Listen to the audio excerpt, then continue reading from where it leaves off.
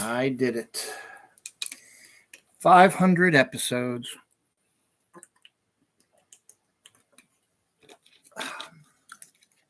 And orange Mountain Dew tastes just like regular Mountain Dew, except orange. Hello, and welcome to a brand new episode of Dylan Knows. And I forgot to type this in here. Let's do this real quick live on the show. I am now typing in something to Facebook. So if you read this, I'm doing it live. Oops. What hit it? Episode 600 episode. Well, did it again. A big old thumbs. Episode 500 live on YouTube. Now. All right. So how the hell are y'all? Episode 500 of Dylan Knows. It's quite an accomplishment for me personally as well. And thank you all the small amount of followers I have that watch my show in general. I thank you for that. I'm not doing this for the greatness. I'm never going to be monetized, but it's just something fun I like to do during the weekends to help me unwind over stuff and talk about some crazy, weird stuff and pop culture and all kinds of fun stuff as well. But here we are, episode 500. I've done other episodes, 400, 300, 200, 100, 50, all those. Never really any major big deals about any of them. And this one is just a little bit bigger deal because I'm halfway to 1,000 episodes. I don't think I'll ever reach 1,000 episodes. It took me 10 years to get here. So we'll see if I'm doing this again 10 years from now, which will put me around 60 years old. So we'll see what happens over the next 10 years. But yes, my 10-year anniversary is not till September, so I'll be doing another discussion about this, later on at that time. But one piece of information real quick, I've been doing a bunch of ancillary shows called Road to 500, counting down my top 100, my top 500 movies that I like. I got all the way down to the final episode, which I had to split in two, and then discovered that the Writers Guild is saying that I cannot continue till the strike has been solved. So the last episode of Road to 500, Dylan Knows his movies that I like, 50 to 100, will be delayed till I figure out a way to get around the WGA's sort of thing. I got to plead my case to them and hope that they'll just let me do it. So we'll end that Road to 500 sometime in the next couple days. So I apologize for that. I really thought I was going to get it done, but no, things like that just happen. So here we are, episode 500. Do you believe in miracles? No one believed that a show run by me would last 500 episodes, I'm sure. So here we are at episode 500, and I couldn't be more happy. So what's special about this episode? Well, absolutely nothing, really, to be honest. The ancillary shows are more the special things for the 500 stuff. And this is more just along the lines of same old for Dylan Knows. We do have Writers Guild stories in here. We do have some NFL football news and information and lots of sports ball stuff today. Some anniversaries, a lot of death. Spy X Family, updates on casting and productions and some science stuff and animal stuff and food stuff and holiday stuff and just the typical stuff you expect from the previous 499 episodes of Dylan Knows. This one's going to be 90 different, but I just want to thank, I don't have time to list everybody right now because I haven't written everybody down. I wrote a tweet out earlier today on Facebook thanking a bunch of people. Particularly, I want to thank Tony Solo, Kelly Toole, Michael Belinsky, Carmick 9, MJ Khan, Jerry Fletcher, particularly Bronwyn, my wife, Dawn. Particularly, these are the main ones I particularly like because they're the ones that helped get me on my feet and helped get me introduced to the world of YouTube stuff. And got me moving. Also want to shout out to Larissa, I haven't talked to in a really long time, hoping she's okay. One of my former co-hosts of this show. So all good there. And of course, the fans that watch all the time, Scott Troutman, Gary Harris, and any other guys and gals. I don't know who else watch this religiously, but I know these two, Scott and Gary, do. So thank you very much for that. I'm sure Patrick Smith is probably in there somewhere. I appreciate that as well. Matt Foster over in England is a great asset as well to have. And just, in general, just all the fellow Snark Alex, people who have helped make my show, Dylan Knows, be the wonderful show it is. I'm kind of depressed and sad that I'm no longer able to do guest and list show with Jerry and comic show with MJ and stuff like that. But time marches on, and here we are with me just talking to myself basically while you guys are watching it. So here we go. It is Mother's Day weekend. It is May 13th, 2023. It's not going to last that long, from about 9 minutes. It'll be May 14th. It'll be officially Mother's Day. Here in America, Mother's Day over in England, I think, was sometime last month. May 14th is also, and it's weird, the stuff you remember, is the birthday of my ex-girlfriend, Alyssa, from college. So happy birthday to you, Alyssa. Hope you're doing well as well. My Mother's Day weekend's a little busy. Didn't go see my mom because for those who've been watching the show, she's going under her cancer stuff. This upcoming Friday, the 19th, she will be having her lumpectomy, and I'll be taking her to that. So I will see her then. I'll call her probably tomorrow for Mother's Day, and I will see her all day on Friday. And hopefully then, once she recovers from that, she'll be more along the lines of her old self, and I'll see her more often. So that's good. So we got that coming up this week, which is great. Took my wife out to dinner with the kids today to La Tolteca, Mexican restaurant up here in Reisterstown / Owings Mills area. Good food, good times, and it was a lot of fun. Tomorrow, my wife is going to go down to her parents' house for Mother's Day down there. But I have to stay back with my son for a little while because I'm going to drop off my daughter to my dad and my stepmom. They are going to take her to go see the musical Six down at the Hippodrome in the evening. They're going to have dinner first and then take her down there. So I'm going to have to drop her off first. And then Noah and I will go down to Olney to celebrate Mother's Day with everybody down there and have dinner there. So a lot of traveling tomorrow. Interesting. So I do have a little bit of free time tomorrow. Hopefully, maybe I can convince the Writers Guild to maybe let me do my final show tomorrow, but I don't think I'm going to have enough time before we got to leave at 3:00. So we'll see what happens. Maybe sometime next week we'll do it. But definitely I should have it done before next weekend. So before episode 501 comes out, we should finish the road to 500. So we'll see what happens there. So that's Mother's Day to begin with. We also had the Blooming Arts Fest up here in Reisterstown. It's the second year in a row where it's been rained out. We didn't have it in 2021 or 2020 due to COVID. 2019 was last time that it was outside on the grounds of Reisterstown, Franklin Middle School. And the last 2 years have been in Franklin Elementary School due to the inclement weather. So hopefully it's a nice event that we have. We used to take my mom up here all the time for Mother's Day. It's always Mother's Day weekend. So it's a Saturday before Mother's Day weekend. We would take her to the Harriman House, which is a really nice restaurant up here, for like a brunch, lunch sort of thing, and then take her down the Blooming Arts Fest, walk around there. It's like arts and flowers and music and stuff like that. So fun little thing there.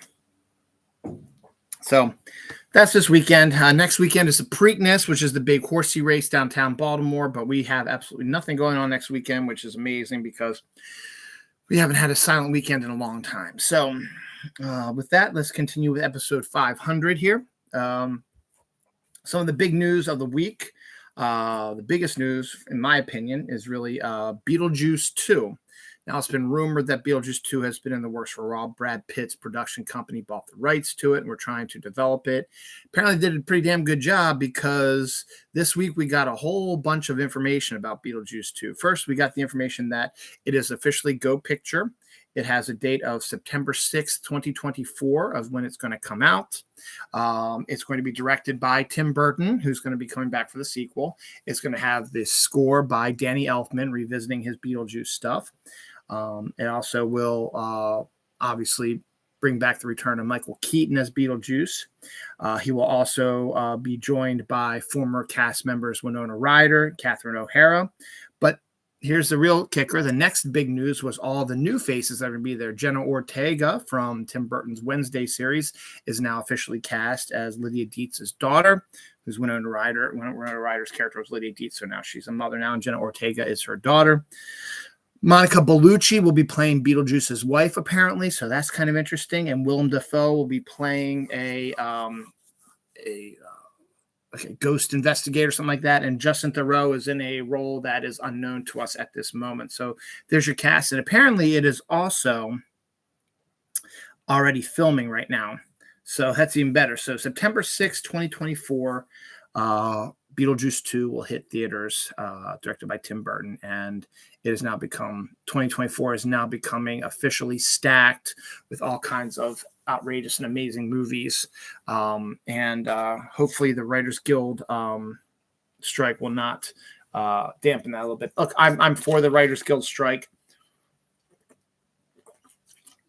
Absolutely.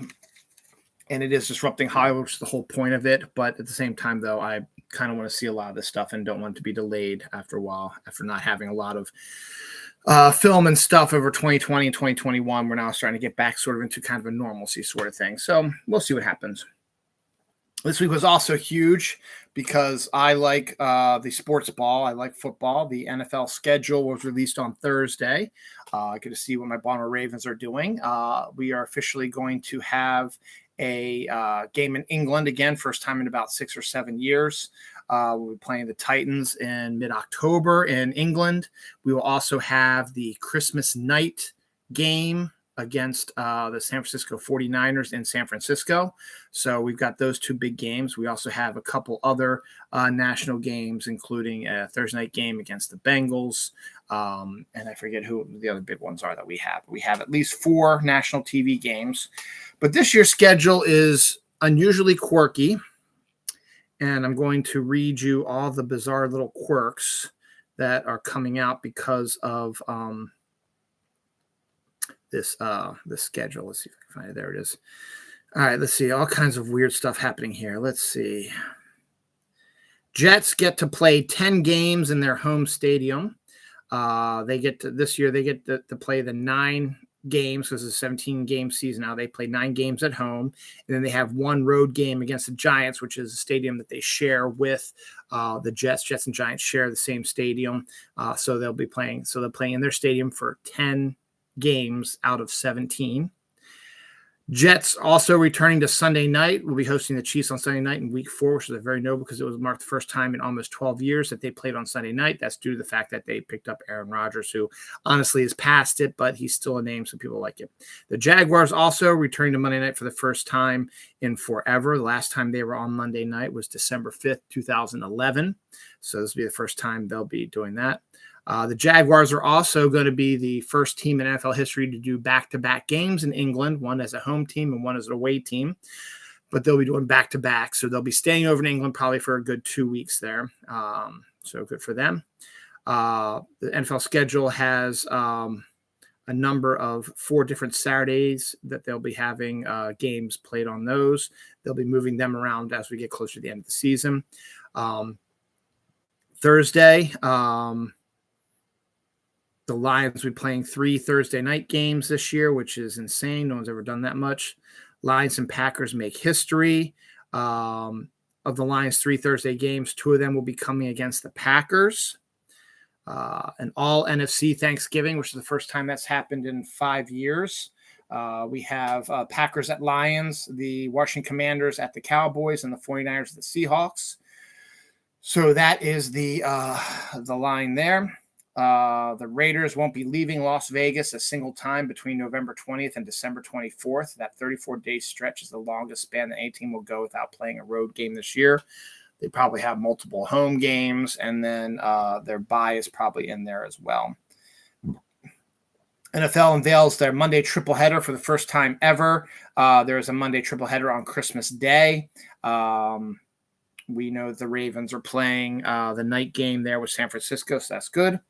The Dolphins, Packers, Raiders, Dolphins, 49ers start the season with 2 road games, and the Steelers, Jets, Rams, and Falcons end the season with 2 road games.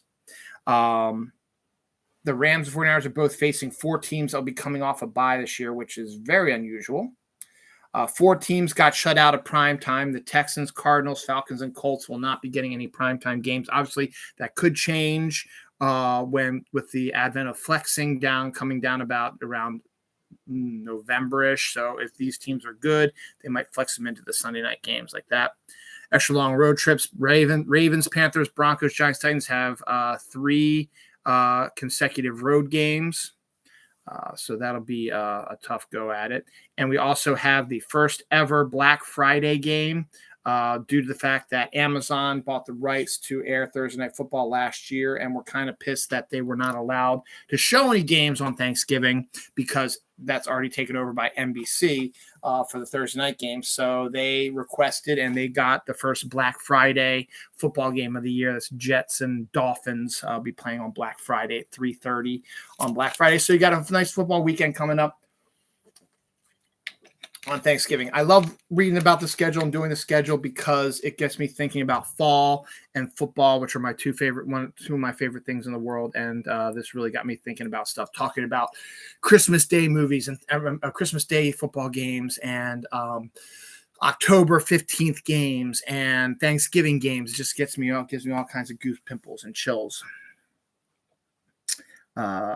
Do I have any other football ones on this page? Yes, the Washington Commanders are officially sold. They signed on the dotted line. The Washington Commanders are now no longer Daniel Snyder's team.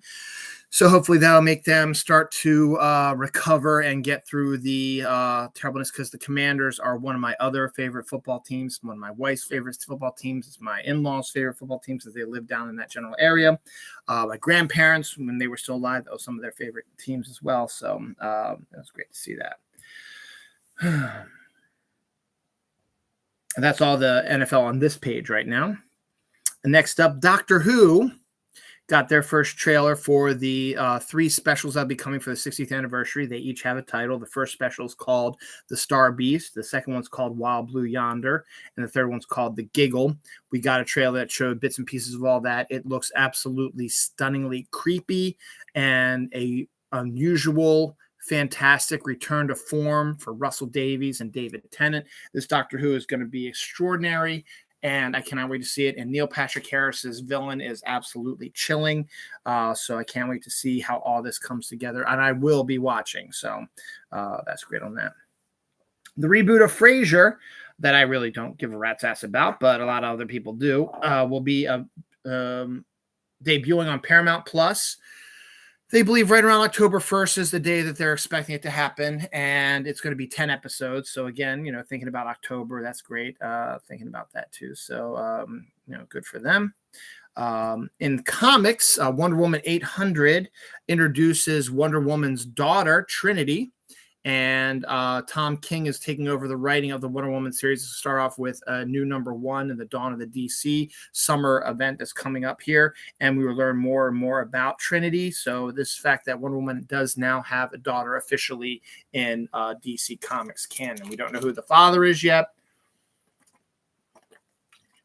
We don't know much about Trinity except we got her picture. So we will see how that works out. Actually, it's damn good Mountain Dew, actually. Speaking of DC, James Gunn is in the process of casting his Superman Legacy movie, and there's all kinds of rumors dropping about who he's got, who's coming for auditions already, and who he's seen already. Right now, apparently the front runner to play Superman is an actor I've never heard of before named David Corenswet. So I looked up his picture, and I was like, you know what? He might actually be pretty damn good. He's got that Superman sort of look. He's young enough that he'll be able to do a bunch of movies with the same Superman if they want to, and fit what Gunn is trying to do. They've also interviewed Nicholas Hoult for the role of Lex Luthor, which could be very intriguing. I think that could be a really interesting take on Lex Luthor, and they've interviewed like 4 or 5 women for Wonder Woman, and not Wonder Woman, for Lois Lane, and I don't really know who they are off the top of my head, so I didn't write them down. So we'll see what happens. I was looking at the pictures of the women that were being auditioned for Lois Lane. I was like, none of them are jumping out at me as being a Lois Lane type, so we'll see what happens.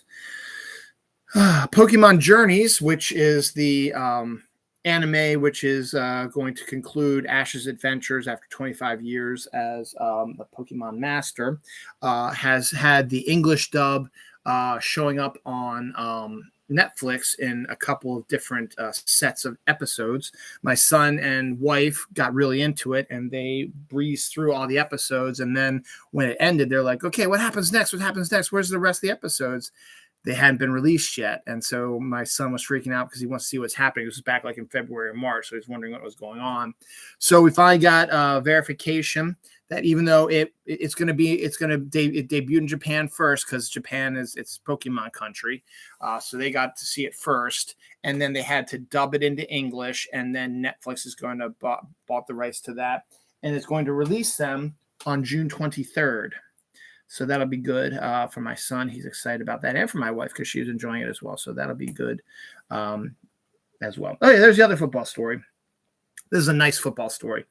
Outside linebacker Derek Hall was just drafted by the Seattle Seahawks in last month's draft. And what's interesting about that is when he was born, he was basically dead as a baby. He was kind of like dead on arrival, but the NICU nurses and his mother forced him kind of back to life, and he had a tough go of it, but now he is a fully drafted, healthy football player who owes everything that he says too. He owes everything to the NICU and his mom's passion to bring him back to life, and it's kind of a nice little story about that. Spy X, speaking of anime, Spy X Family is the hottest anime over in Japan right now, and also manga too.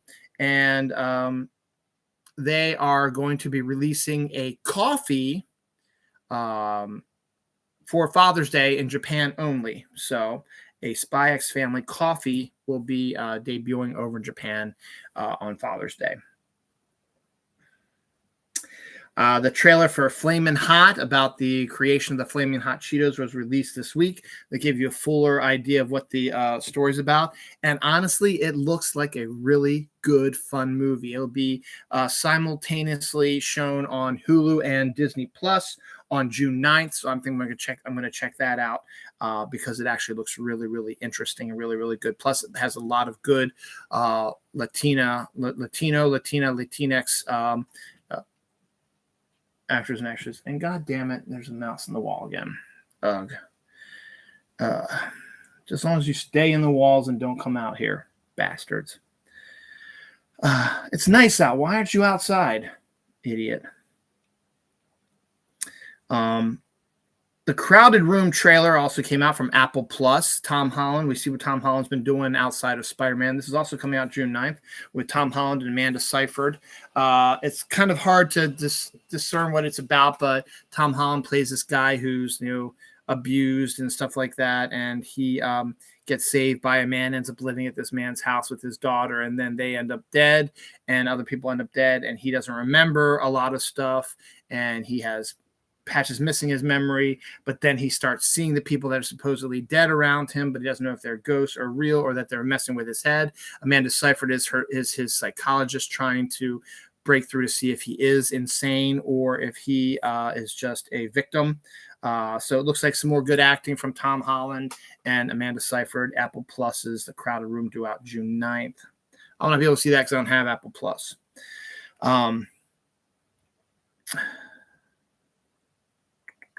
Michael Dorn, who played Worf on Star Trek Next Generation and on DS9, will be writing a 6-issue Superman limited series featuring Steel character John Henry Irons called Steel Town. So it'll be nice to see him branch out a little bit and see if he can bring some good stories to John Henry Irons, who has been underutilized lately in the Superman world. And this will be a good way of maybe bringing him back.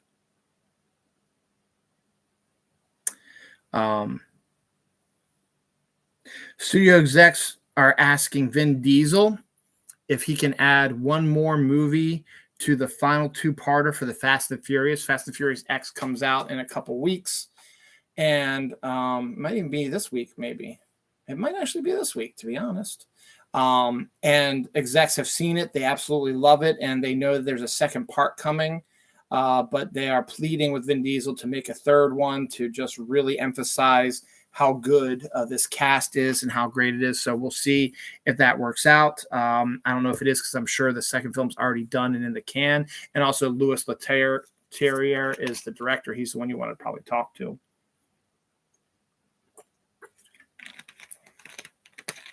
Was over there, so hopefully he's not going to be sneaking around out here. And he's not going to sneak up there. And I haven't heard from him yet, so hopefully he's either gone or whatever. Anyway, next up we have the new secretive Universal Monster movie.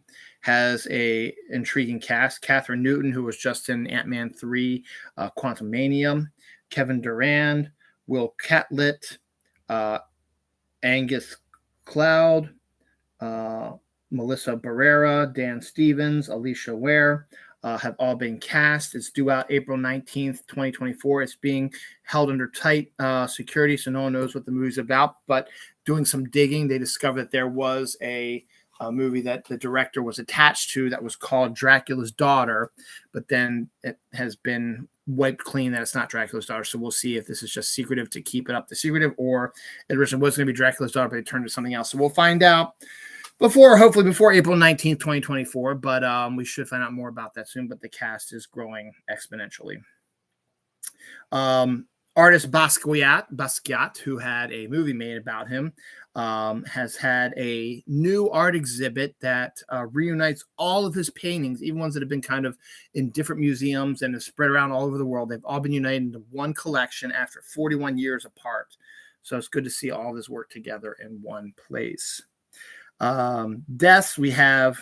apparently, this is something I didn't know about. Disneyland out in California apparently has 200 feral cats that wander the park at night. I guess it's a way to keep the mice away from the park, and also, the people who go there, they love cats, so they're not going to attack you. They'll probably like being pet, and maybe get fed and stuff like that. But they've been wandering, and people who go to Disneyland, they absolutely love seeing them. Unfortunately, one of the most famous ones, Nutmeg, passed away this week. So that's kind of sad. Bernadine Strick, a horticulturalist whose insight helped blueberries thrive, died at the age of 60 this week. And anniversary this week, The Crow is 29 years old this week. Page 2, 27 minutes in. Poor Things trailer is a bizarre-looking trailer from the guy who directed The Lobster. Emma Stone, Mark Ruffalo, Willem Dafoe. It is a bizarre-looking, otherworldly, strange, Wes Anderson-esque sort of artistic, bizarre film. I can't really describe it anymore. You just have to see the trailer for yourself. So, yeah, it's definitely a unique take on whatever they got planned going on, but that came out this week. My Big Fat Greek Wedding 3 is coming out September 8th, and it looks adorable like all the other My Big Fat Greek Wedding movies are about, but the cast reunites again for the third movie, and this time they're going over to Greece to take over their deceased father's patriarch's land over in Greece, and to have a big celebration in his honor after he passed away, and to get his friends he hasn't seen in years to come and give their regards to the family as well. So it's the American Greeks going to Greece and having the adventure of their lifetime. So it looks cute. Looks like a typical sort of movie. It'll probably make some good money, not like huge money, but it'll make what the other movies made, and it'll be probably very well done and a good capper to the series. Except I don't think there's really any wedding per se in it, but we never know, because there's looks like the daughter of John Corbett and Nia, whatever the actress name, who's now, she's probably too young to get married, but she looks like she's fallen in love with somebody. So we'll see what happens.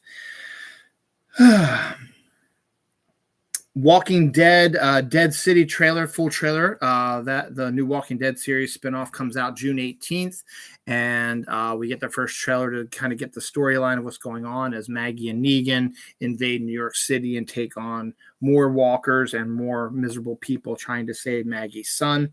That's June 18th. Let's see what else do we got going on. Any other trailers?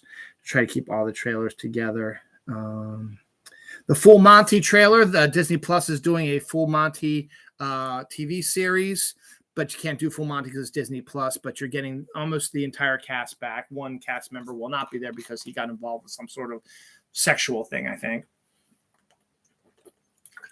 Sex crime or assault or something like that. So he was not invited back to it. But we see the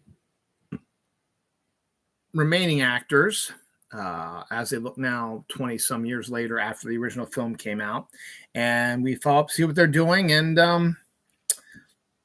it looks okay. The movie was great, but I don't know if I want to see a series stretched out where they're just sort of continuing doing what they're doing with really, it seems like no end in sight to it. So we'll see what happens, but it's it looks okay, but I don't know if I will actually sit down and watch it. We'll see. But the full trailer is out now, so you can take a look for yourself and see if I'm way off on this as well. One last second to see if there's any other trailers here before we move on to anything else. No. Some Writers Guild stuff. Seth MacFarlane has walked out of the Family Guy Productions to join the Writers Guild. So there'll be no, it's suspending production of that without him there. So no Family Guy and American Dad and stuff like that he's involved with. Blade and Stranger Things, I'm going to talk about this last week, also are stopping production due to the Writers Guild Association strike. So we'll not see them either. Tina Fey, Seth Meyers, and Fred Armisen joined one of the picket lines for the Writers Guild. So they were out there, helping their fellow writers to take care of stuff. And I know I've got a few more coming up, but right now we're not going to cover them. That's all I have on this page right now.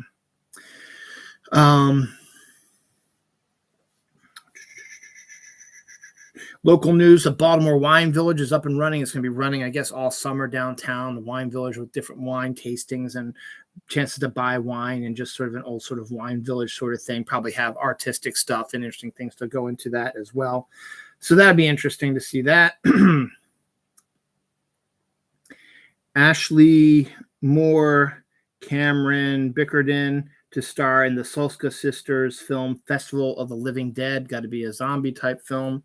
Mel Gibson will be directing Flight Risk with Mark Wahlberg, so he's going back to directing, and Mark Wahlberg is going to star with him. Nope star Brandon Pence has joined the cast of Twisters, the sequel to Twister. That one's moving right along. Idris Elba is going to star in and direct the action thriller Infernus. What else do we have here? Lindsay Lohan and Jamie Lee Curtis, after discussing it for a while and mentioning it a few times, have finally officially signed on to a Freaky Friday sequel. So we'll be seeing that coming up soon as well. Devon Sawa is back in the horror genre with Consumed from the Butcher Brothers directing team. Daphne Keane is a bi-species character in the Star Wars show Acolyte, which is due out sometime next year, I believe. Jaleel White has joined the cast of Star Wars Skeleton Crew, and rumors are abounding that Skeleton Crew will be dropping on Disney Plus in either late November or sometime in December. So we'll see Skeleton Crew probably sometime this year. Elizabeth Banks and John C. Reilly are going to be starring in an AI sci-fi thriller called Dreamquill. So it's good to see that.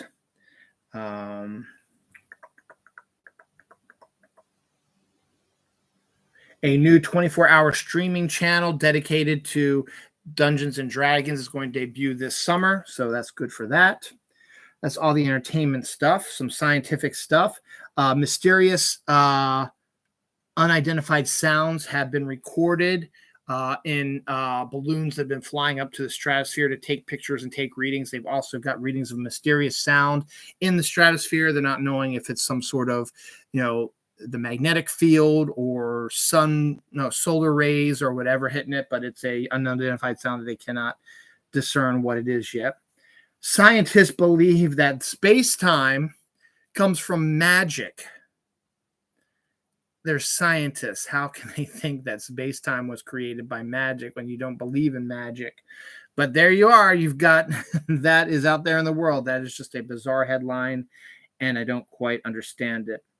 Many adults are getting allergies now for the first time due to climate change. My daughter, who's never had any allergies at 16 and just going on to 17, has started showing signs of allergies. When I was in my early 20s for about a year or two, I had allergies as well that I never had before, allergic to pollen, stuff like that. They've gone away as well, but it's weird that all of a sudden this is starting to happen.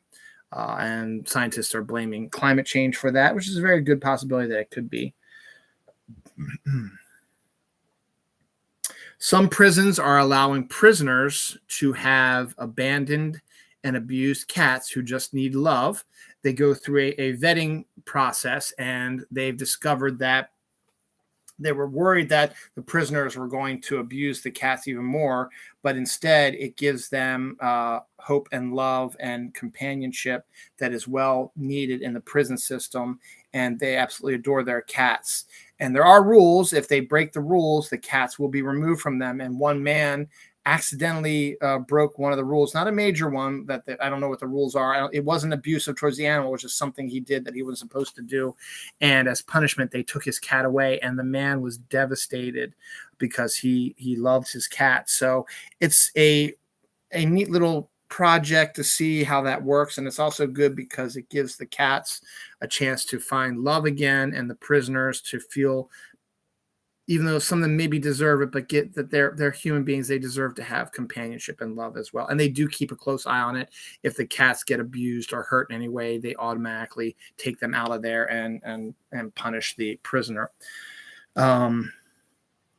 Elon Musk is going to be stepping down as a Twitter CEO, but the woman he has replacing him is just as bad as he is. So no cheering really for that. It's just going to be a typical same old bullshit stuff.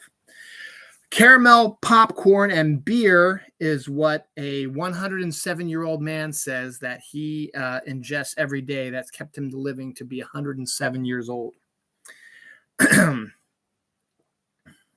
Old Bay, which is a Maryland favorite, is going to be put on Goldfish, the Goldfish crackers. It was a limited edition they did last year, sold really, really well. They're now back in stores for the summer. So that's really cool about that. Red Lobster has their Cheddar Bay biscuits, which are fantastic. My wife has found a way to make them by scratch, and they're just as good. But now they have Cheddar Bay biscuit cod. Cod that is dipped in Butter Bay biscuit batter and cooked and eaten, so you can get the best of both worlds for that. MTV News has shut down. Not that that's such a big deal because MTV really does not exist anymore, but after like 34 some years, 35 years, whatever it's been, 33 years, it's still a big deal kind of. Fans caught an apparent stripper giving a lap dance during a Philadelphia Phillies baseball game. Baseball. Strippers. Outstanding. Tom Brady is supposedly in talks to become a minority owner of the Las Vegas Raiders football team. And a refrigerator that is created with biopolymer gel is the new thing now. It has no shelves, no doors. All you do is you stick your food into the gel, and it keeps it cold and fresh. Okay. I'm sure I could use one of those here. Some more deaths. Joe Kapp led the Minnesota Vikings to a Super Bowl IV victory, dies at the age of 85. Hall of Famer. Danny Crum, legendary Louisville basketball coach that won 2 national championships, died at the age of 86 this week. Sam Gross, a cartoonist, died at the age of 89 this week.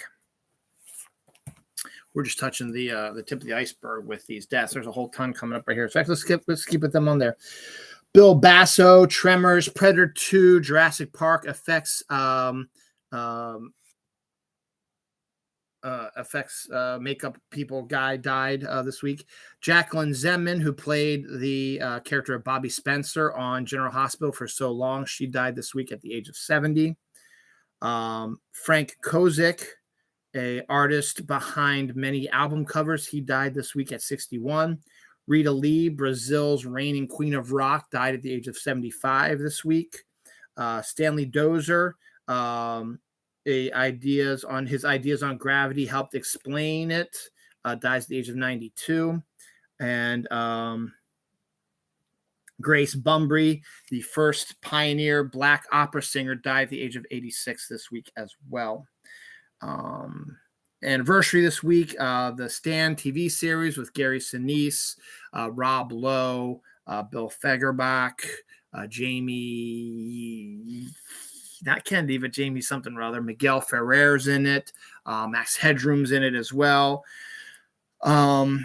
Stephen King has a minor role in it. Parker Lewis does as well. So did the other prostitute from Pretty Woman, not Julia Roberts. I can't think of her name right now.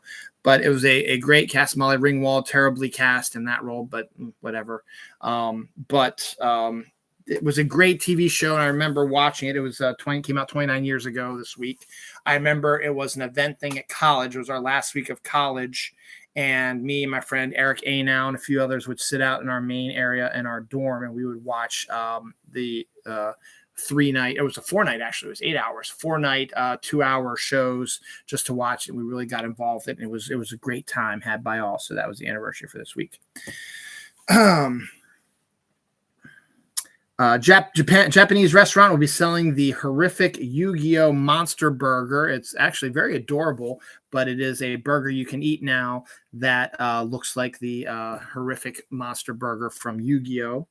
Rachel McAdams' mom is pushing her to convince people to do a sequel to Rachel McAdams' movie Game Night, because it's one of her favorite movies of all time, and she really, really wants a sequel. So the mom is telling the actress, you need to use your powers to get this movie started and taken care of. So we'll see what happens to be continued. Colorado Springs Middle School started a D&D club after school, and it has helped increase camaraderie and friendship, and also using your ability for imagination and smarts and all kinds of stuff. And it's a really good deal. My daughter is in a D&D club in high school here in Franklin High School. Unfortunately, the DM is a senior, so he's getting ready prep to graduate. So they had to finish up their campaign that lasted the whole year this past Friday. So there's no D&D for my daughter until next fall, until in September, I should say. Actually, probably August. No, it probably will be till September. Clubs tend to start about a week or so after the school starts, so we'll see what happens. That might actually be good with vanilla ice cream for a good orange sickle sort of thing. That's pretty good. God is a Bullet trailer. I did not watch it because I read the description of it. It doesn't sound all that interesting to me, but it's like a satanic cult undercover sort of thing. But it's out there. If you want to see what it's all about, go for it. A jet black bioluminescence football-shaped fish washed up on a California beach. It's not that unusual because we don't know about half the fish that are under deep water, but this is a jet black fish, which obviously is using it for camouflage purposes down in the deep dark of the deep ocean. Did not know there was a reboot of Spy Kids that Robert Rodriguez, I believe, directed, but it is. And he says he's going to finish production in August, and the movie will come out very soon after that. So look for it probably to come around November, probably. It's called Spy Kids Armageddon. I have no knowledge about it. It's supposed to be a reboot, but I don't know if it's going to be new actors or if they're going to be following the other actors who are now grown up and see what's going on with that. Bad Cinderella closes on Broadway, and it's the first time in 43 years that there is no Andrew Lloyd Webber musical on Broadway, because Phantom shut down not too long ago now, and this was his last musical on Broadway. It shut down, so now Andrew Lloyd Webber has no musicals on Broadway for the first time in 43 years. Now, that's not going to last long. Andrew Lloyd Webber is absolutely phenomenal songwriter, has done a number of great musicals. It's just a lot of them where he's he did it back in the 80s and 90s, and they were hugely popular. And so the way plays work for a while, they're going to be given a little rest for about 10, 15 years, whatever. And then someone's going to say, hey, we should do a revision of it or revitalize it as well and put it back out on Broadway. So you'll start seeing more of this stuff probably within the next 10 years or so. Speaking of that, Hugh Jackman got great reviews for his longtime role in Oklahoma, the musical that reigned on Broadway for a while, where he performed it almost on a regular basis for months on end. Apparently, a professional film company filmed the play, the musical, and a film distribution company said, you know what, we should probably release it in movie theaters because everybody wants to see Hugh Jackman singing. So Hugh Jackman's Oklahoma will be coming to theaters very soon. Now they need to do Hugh Jackman's Music Man as well, so we can see that too. Baseball-ish kind of story.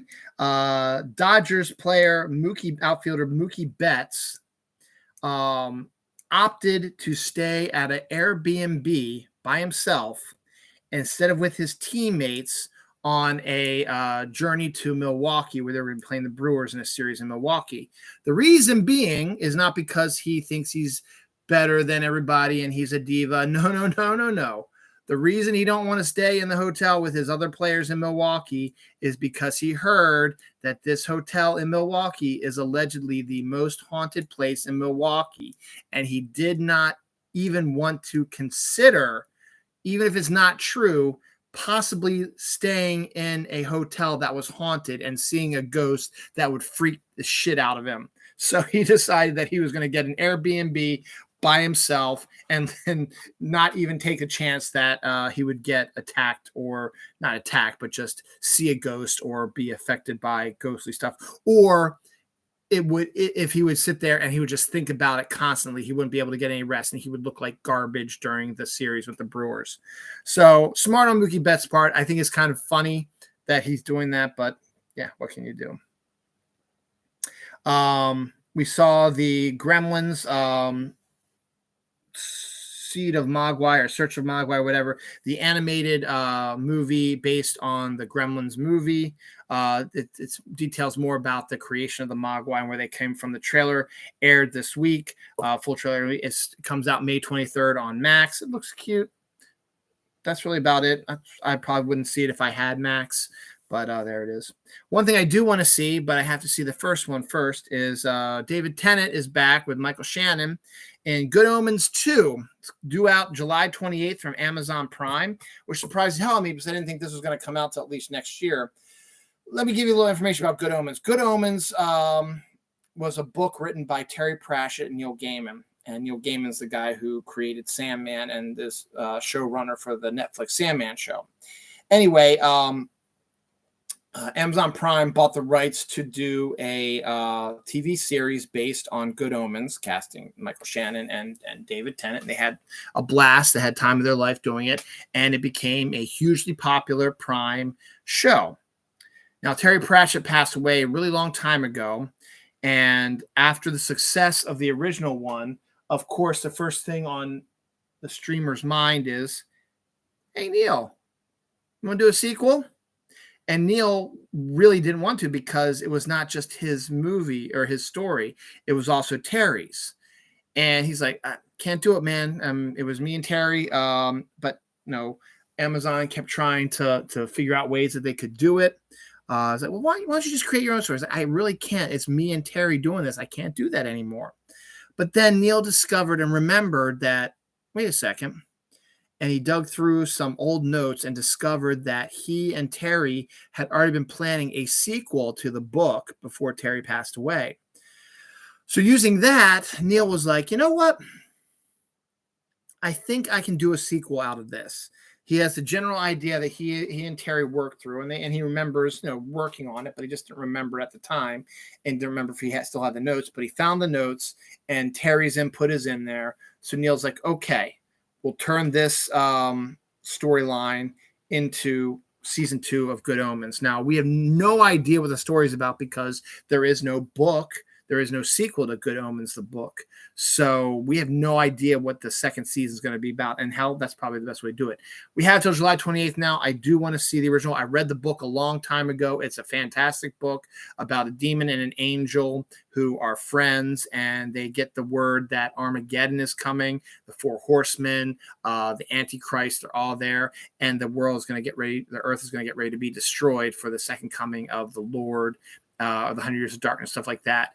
But the angel and the devil, they like the earth, and they like hanging out there, and they like the people on it. So they have to figure out a way to stop Armageddon from coming. It's outstanding. And as I said, they did a really good job with the adaptation from what everybody said. So we'll find out about that a little bit more. Johnny Depp is going to direct his second movie. He hasn't directed a movie in a really long time, but he's going to be directing a new movie called Modi. It's a biopic of an Italian artist sculptor named Amedeo Modigliani. It's going to star Al Pacino and Riccardo Scaccamacchio, and it's going to start filming here real soon. Babylon 5, which is a fan favorite cult sci-fi show that came out around the same time as DS9, is finally getting a kind of reboot for themselves, but this time it's an animated movie that's written by J. Michael Straczynski, who is the creator of Babylon 5, and the original cast members will be coming back to voice their characters, but it is an animated movie, and it's in the works right now. So for fans of Babylon 5, you're in luck. You'll be getting a reboot / sequel / prequel, whatever they're going to end up doing with that. Jeff Wadlow's Blumhouse film Imaginary gets a 2024 date. I believe that's the one where a girl had an imaginary friend, but then forced it away. But the imaginary friend forces its way back and starts killing people. I think that's what it is. But it is due out in 2024, so we'll see that in 2024. See lots of stuff come out in 2024. Thomasin McKenzie, Zoe Kravitz, who have signed on to Self-Portrait, a horror film. So there's lots of horror movies coming out here real soon. Any other Disney, and this is the big news that came out. Disney and Hulu, by the end of the year, will be combined into one app. So right now they're two separate apps, your Disney app and your Hulu app, and you have to pay separate prices for both.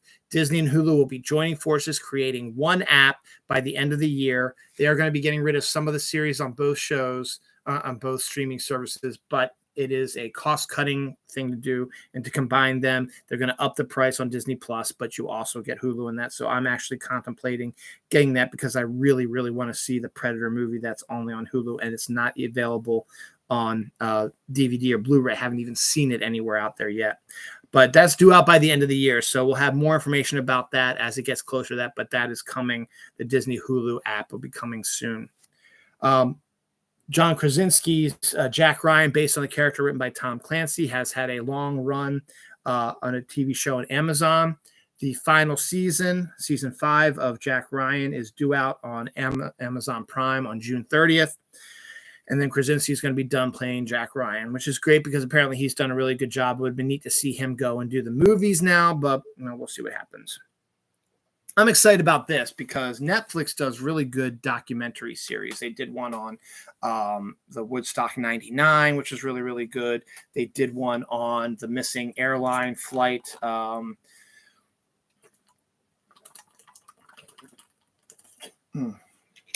Malaysian airline flight. They did one on that, which was also really good.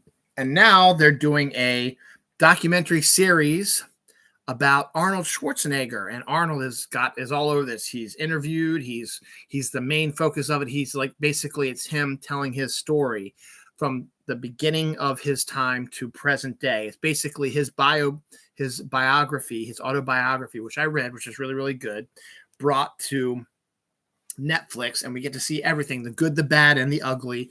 Talk about his movies, his weightlifting career, his political career, his cheating on his wife with the maid and have a son out of wedlock, and stuff like that. It looks good. The trailer for it came out. I'm excited for it. It's coming out June 7th, so I'm going to check that out. Definitely can't wait to see that. Stephen King has always been a guy that everybody wants to adapt his stuff, and he's very good about letting people adapt his stuff, even multiple times sometimes. In this case, we've got 2 more Stephen King adaptations coming up of short stories that have never been done before. So it's kind of neat to see short stories of his instead of the stuff we always see, like reboots of Salem's Lot and Cujo and Pet Sematary and stuff like that. First up is the biggest one. Mike Flanagan, who did the film version of Gerald's Game, which was another one of those books that you could never think he would be able to do a movie about, but they did with the luscious Carla Gugino and the wonderful Bruce Greenwood. It's a fantastic, if you haven't seen it yet, it is a fantastic movie. And my perverted side as well. In the movie, in the book, Carla Gugino's character is topless for the whole movie. She's not here, so that's a shame. But oh well.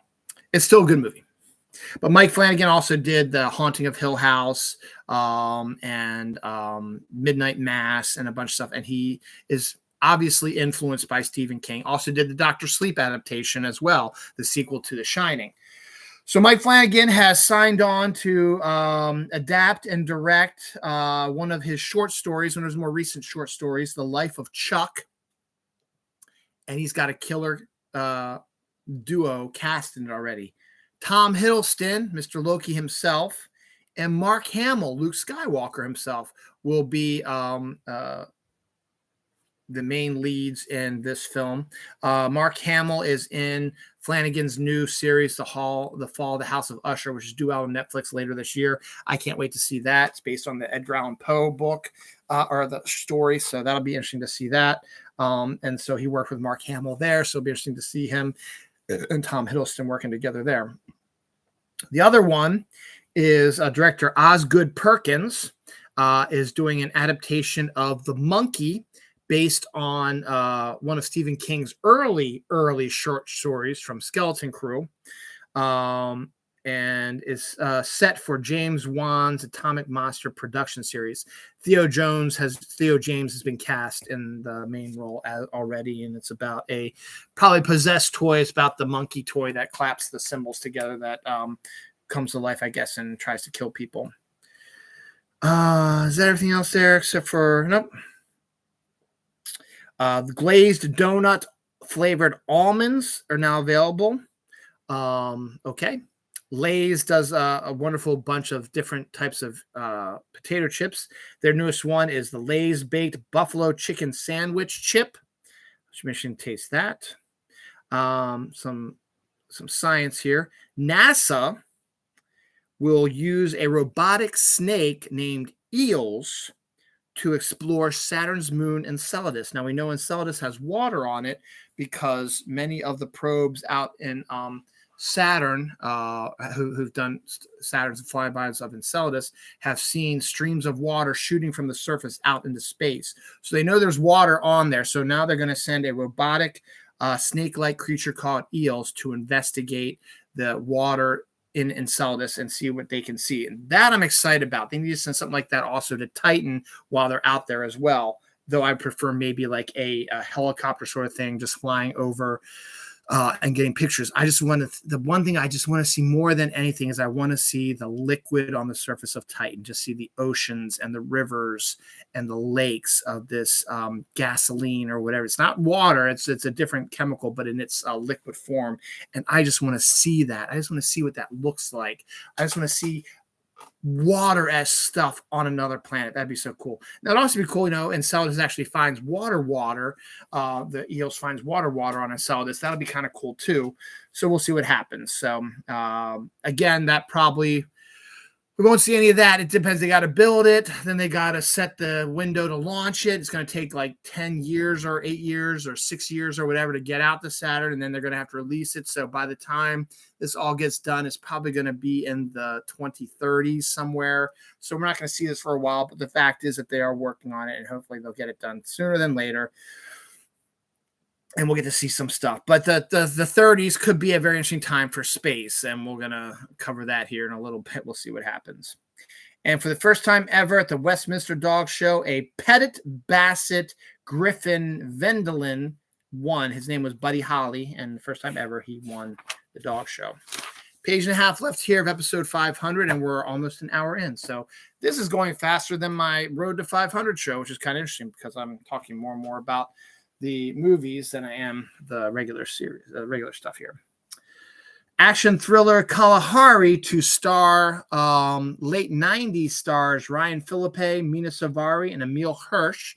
It's good to see these actors who hit it big in the late 90s in teenage roles finally starting to get more roles for grown-ups. We haven't heard from them in a really long time, but we've seen a slew of these actors and actors who were big when they were younger, now finally getting a chance to do some stuff and playing around in big films that eventually could make a big deal of money and make them famous again. In Iowa, a dangerous rabbit has bitten 2 people already, so they're on the hunt to try to find him. I don't think it's rabid, but the fact that a bunny is biting people is interesting in Iowa. Louise Simonson, one of the greatest comic book writers of the 80s and 90s, married to one of the greatest comic book artists, Walt Simonson, is coming back to comic book writing. Should be writing a Jean Grey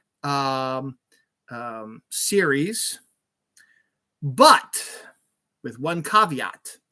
It is not the Jean Grey in the current X-Men comics. It is the Jean Grey from the X-Men movies. So apparently they're going to start making limited series or series based on the MCU characters and stuff like, and the outside the MCU characters like the X-Men, stuff like that. So that's interesting just because Louise Simonson is an outstanding writer, but it should be intriguing to see what they're going to do and maybe give it a chance to sort of give them a chance to play around with the character without having to deal with continuity, kind of like the Star Trek 2009 sort of thing that they were able to do some stuff. So that could be interesting to check out. So we'll see what happens. A meteorite from what they believe is Halley's Comet, because there was an meteor shower that happened earlier this month. That is the remnants of the tail of Halley's Comet. They believe that a meteorite from Halley's Comet crashed in a house in New Jersey. Now, it's not really out of the realm of possibility because, believe it or not, I actually am kind of related to someone where something like this happened. My mom's cousin, Roy, lives in New Orleans. So he's like my second, third cousin, twice removed, whatever. I don't know how to think, but I'm related to him. He's a well-to-do business guy, owns a couple shops down there. His daughter wrote some popular cookbooks in New York City, stuff like that. But they made People magazine when a meteorite crashed through their roof into their house and destroyed their typewriter or desk or something like that. So they got their pictures in People magazine. They had the meteorite in their hand and you saw the destroyed stuff. So it does happen. So that's kind of neat that happened as well. A 7-mile stretch of highway outside of Paisley Park in Minnesota is going to be renamed in honor of Prince, who was a Minnesotan, and Paisley Park is where he lived before he passed away. Writers Guild stuff. Andor showrunner Tony Gilroy is no longer part of the production as he's walked off to join the WGA strike. There's a couple other ones in here, aren't there?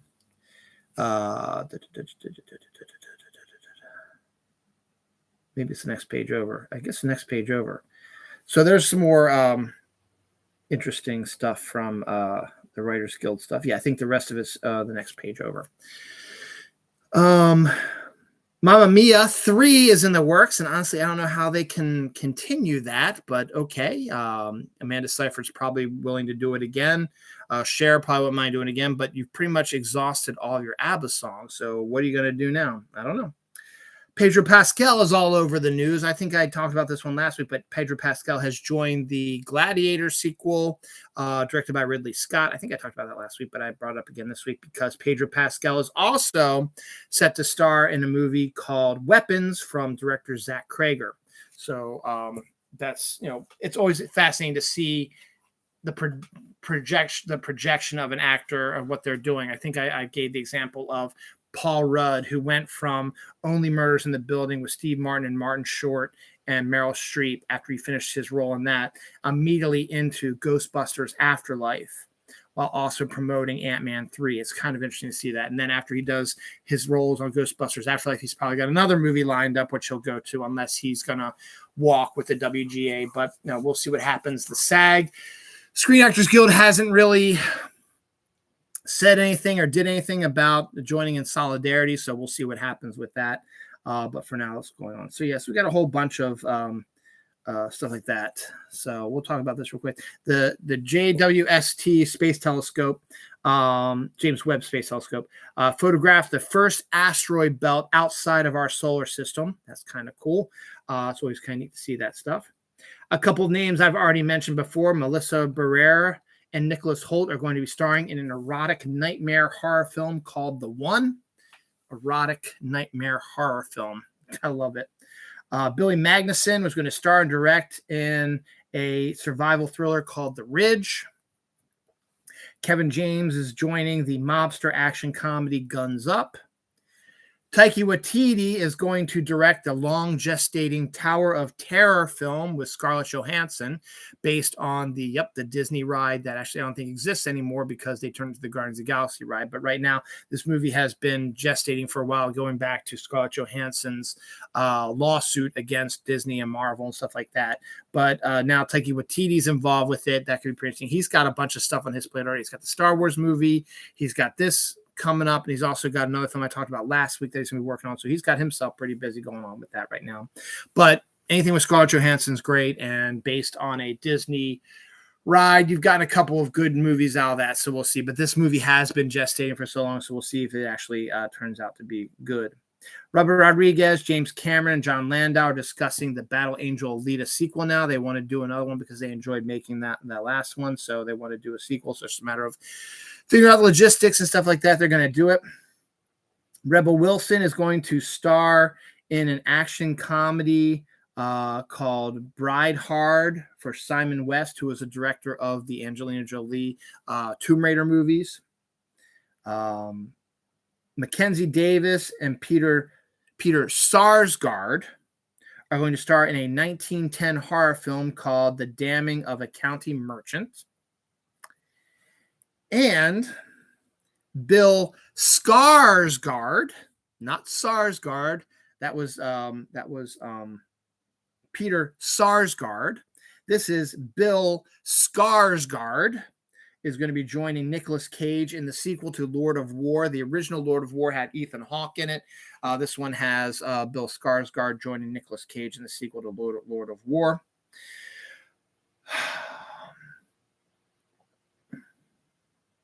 Andrew Garfield and Daisy Edgar Jones will be working in a Carl Sagan biopic. Andrew Garfield will be playing Carl Sagan. I think I mentioned this last week as a possibility. It is now official. It is going to be done. SWAT, the TV show, was canceled this week and then uncanceled after fan outcry, but only for one more season. So they're going to give SWAT one more season to wrap up any storylines and have a final season. Mahila Brackett and Matthew Broderick and Uza Adric are going to be in a Netflix opioid drama called Painkiller. Sum 41, a band I never heard of, but it's been around for 31 years. They're calling it a day. They are breaking up, splitting. The trailer for the surprise hit Meg, the Meg 2, The Trench trailer popped up. It's Jason Statham. It's an action film with a giant shark. That's really all you need to know. Secret Invasion, due out June 21st, which is the first Marvel TV series of the year, is going to have 6-hour-long episodes, so that'll be good to see that. George R.R. Martin, who has still not finished his Game of Thrones novels, he's also written a series called Wild Cards, which is about superhero stuff like that. He's been shopping a Wild Card series to a bunch of different streamers. Peacock is the latest one to turn him down to do a Wild Cards series, so he's going back to the drawing board for that. Sea cucumbers tear a hole in their butts and shoot out this noodle-like goo for some reason. Don't know why. Don't know why I mentioned it. I thought it was kind of interesting. Inflatable dinosaurs are a huge hit. I have one, but now you have inflatable RC dinosaurs where you don't even need to be in it. You can inflate the dinosaur and it's on an RC car. You can control it running around wherever you want to. So you got that. Treasure hunting comedy from SNL writers called Please Don't Destroy is coming to Peacock. So that's good. And this is kind of interesting. Way back when, I guess it was when COVID started, or maybe was it before then? No, it's been about 3 years. It might have been longer than that. But it was before that. Once Netflix sort of became, they started the streaming service, and it was just sort of, okay, we're streaming just movies, stuff like that. But then they started doing original films and series, stuff like that, and it's taken off since then. One of the first original movies they ever did starred Sandra Bullock, and it was called Bird Box, and it became a humongous hit, a pop culture thing a few years ago.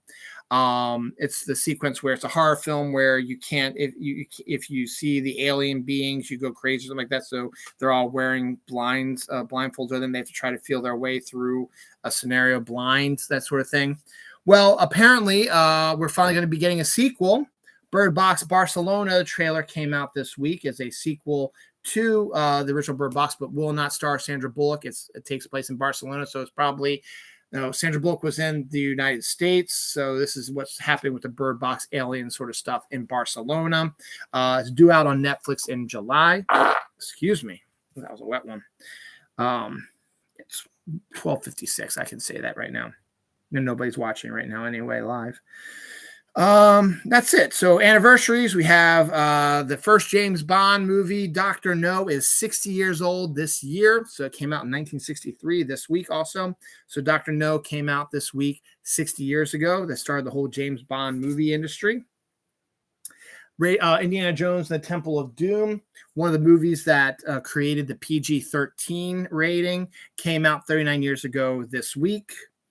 And Twister, which also set up the early May as being the beginning of the summer movie stuff, came out 27 years ago. Oh my God, I'm old. I saw that in the movie theater, but geez, 27 years ago.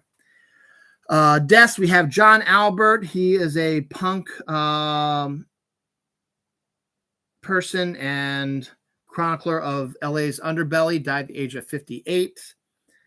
And did I have another death here? I did not. I thought I did. And that's that. All right, we're down to the wire, the final part of my 500th episode. It's just about 1 a.m., so that fits about right. Again, I'm going to have discussions with the Writers Guild of America to try for me to get a chance to get my 50 to my countdown of my 50 favorite movies of all time put on a show here eventually, but it won't be tonight because it's too late, and the WGA would get mad at me. So what do we got going on here? Guardians of the Galaxy 3, which is a phenomenal movie. If you have not seen it yet, go out, see it in the movie theater. It made $114 million, has a $114 million opening. But the big news is this week, it's only lost about half of that total and has a $55 million second weekend, which is really good because a lot of the more recent Marvel movies have had steep drop-offs in their second week. This one is pretty much a steady one. So that's pretty good about that. Vikings apparently brought animals to England as early as year 873. I did not know that, did not realize that. That's kind of interesting to look at. There is a National Museum of Funeral History, which details the history of funerals, coffins, and all kinds of fun stuff. So that's going to be a fun visit to go to. Here's a bunch of the Writers Guild stuff. So I was just talking about the Writers Guild shutting me down for a little bit. Evil Season 4 is wrapped their production early due to the Writers Guild Association strike. The Daredevil Born Again series from Marvel has also been shut down due to the WGA strike. Severance has also been shut down due to the WGA strike. So those two have been shut down as well. David Simon, the creator of Homicide, The Wire, The Corner, a bunch of other stuff like that, who's had a deal with HBO for 25 years and has done all these shows, except for Homicide, for HBO. has got his deal canceled due to the WGA strike and his, helping the Writers Guild. So he no longer has a deal with HBO as long as he's supporting the Writers Guild Association. So we'll see what happens about that. Hershey Kisses is releasing their new Milkalicious Hershey Kiss, which is a creamy milk chocolate center to their Hershey Kiss. A New Jersey woman arrives in Jamaica without a passport after a travel mishap. She wasn't supposed to be going to Jamaica. She was supposed to be going somewhere else in the United States, but a mishap happened and she ended up going to Jamaica without a passport. So hopefully she's going to be able to make it back in time. Paramount Plus has been trying to get a G.I. Joe series of movies based on the cartoon and the toys off the ground. They made a couple of G.I. Joe movies, and then they released a Snake Eyes movie. They didn't do very well, and they had plans for a Lady J solo movie, and that got canceled due to the movies not underperforming. However, Paramount Plus is always looking for new material, so they said, you know what we should do? We should dust off the Lady J thing, and instead of turning it into a movie, turn it into a TV show and have a kick-ass female army character, and you can bring in the character, stuff like that. I'm all for that. I think that'd be a really great show to see, and we'll see if it actually happens. I lost interest in The Walking Dead. I read the comics. I lost interest in the comic also. And I watched the series for a while, lost interest in that.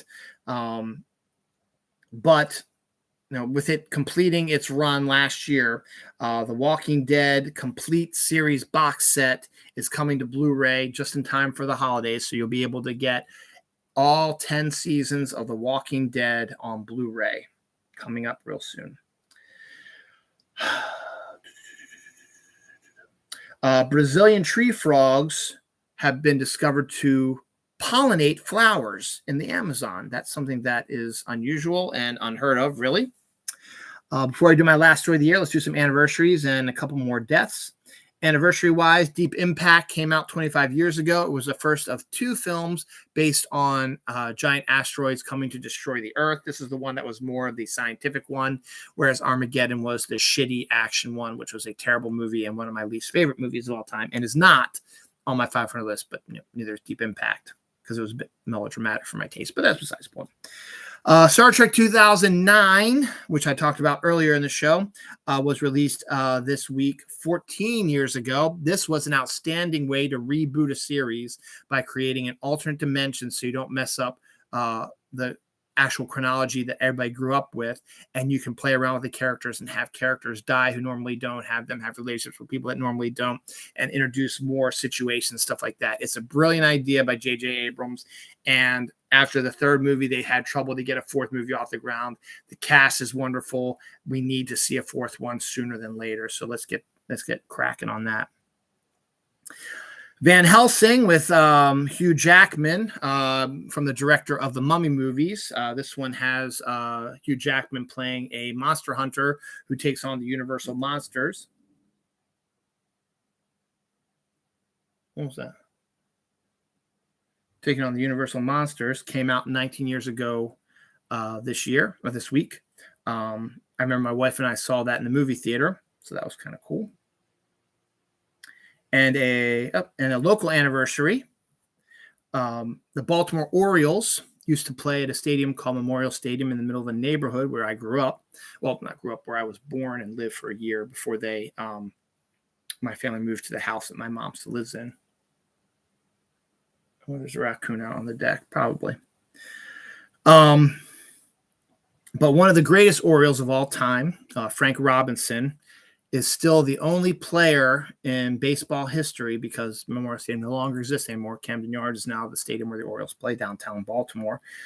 Frank Robinson, 57 years ago this week, was the only player in Major League Baseball history to hit a home run out of Memorial Stadium. There was a flag put where it exited the stadium called "Here," and it stayed there till they tore down the stadium. So that was 57 years ago this week. Deaths, we have, speaking of baseball, Vida Blue, one of my favorite pitchers, a Hall of Fame pitcher, Cy Young Award winner, MVP, 3-time World Series champion, died at the age of 73. One of my favorite pitchers of all time. He passed away this week. Chris Strachwatz, a founder of the record company Our Hole, died at the age of 91. They did Zydeco, blues, gospel music, stuff like that. And Nick Gilbert, the son of the Cleveland Cavaliers basketball team's owner, died at the age of 26. So the last story before I close my 500th episode, scientists name a new group of butterflies with bright orange wings and black spots around their eyes, Saurania, after Sauron from Lord of the Rings. And that is how scientists name new species. Congratulations, you survived 500 episodes of Dylan Knows. You can watch all 500 episodes on my YouTube. I have got 2 folders. One is playlist, I should say. One has not a good portion of my episodes, as well as my appearances on Snark Alec Radio and a few other things as well. Also, my other show, my comic book show, I also did, I think, is in there too. And then I have my second one, which that came out last Easter. So it's been this other playlist has been going on for about a year now. And I've got all those in there. So if you want to see old episodes of the show, new episodes of the show, go to my YouTube page and look up for the Dylan Knows playlist, and you can find them and you can watch them at your leisure. Thanks to everybody who helped me get to where I am right now. Thanks to everybody who helped me on the show. Thanks to everybody who watches and comments and gives me advice and stuff like that. I do appreciate it. Episode 500 is in the books. Happy Mother's Day. Next week, we go back to normal. And hopefully, the Writers Guild will let me do my last show of Road to 500 with my top 500 movie picks of all time. So, without further ado, I'm going to say goodnight. Happy birthday to my ex-girlfriend, Alyssa. Happy Mother's Day to all the mothers out there. Eye is tired. I'm going to see if there's raccoons or mice all over the place. I'm going to try to kill them. Thanks. Have a wonderful night. And we'll tell you next week, we'll be talking about my mom's surgery and anything else that happens during this week. So see you all later. Take care. And thanks for you guys for making this great 500 episodes. Cheers to you. Here's to 500 more. Good night, everybody.